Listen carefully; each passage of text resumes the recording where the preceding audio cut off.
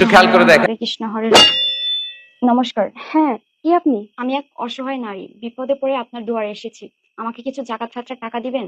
মানে আপনি তো হিন্দু, জাকাত ফিতরার টাকা নিবেন মানে বুঝলাম না। ম্যাডাম, আমি অনেক অসহায়, অনেক বিপদে পড়ে আপনার দুয়ারে আসছি, দয়া করে আমাকে ফিরিয়ে দিবেন না। ও, তো কি এমন বিপদ যার জন্য মুসলিম বাসায় এসে আপনি জাকাত ফিতরার টাকা চাইছেন? আমার মা অনেক অসুস্থ, কিছু টাকার জন্য আমি আমার মায়ের চিকিৎসা করাতে পারছি না।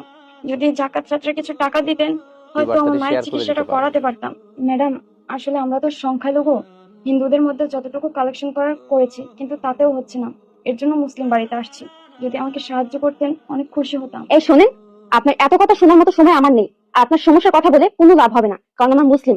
আপনাদেরকে আমরা জাকাত ফিতরের টাকা দিতে পারবো না। আর একটা কথা শুনেন, জাকাত ফিতর হচ্ছে অসহায় মুসলিমদের প্রাপ্য হক। আর এই টাকা আমি আপনাকে দিতে পারবো না, কারণ এই টাকা দিয়ে তারা ঈদে ভালো মন্দ কিনে খাবে এবং মৌলিক চাহিদাগুলো পূরণ করবে। তাই আমি আপনার মায়ের চিকিৎসার জন্য জাকাত ফিতরের টাকা দিতে